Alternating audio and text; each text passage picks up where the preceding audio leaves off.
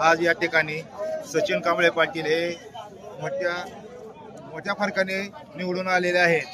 आमच्या तालुक्यात एकच आवाज होता, यंदा आमदार बदलायचा आहे आणि कार्यकर्त्यांनी आणि नेत्यांच्या मार्गदर्शनाखाली आम्ही काम करून यंदा फलटणचा आमदार बदलला आहे।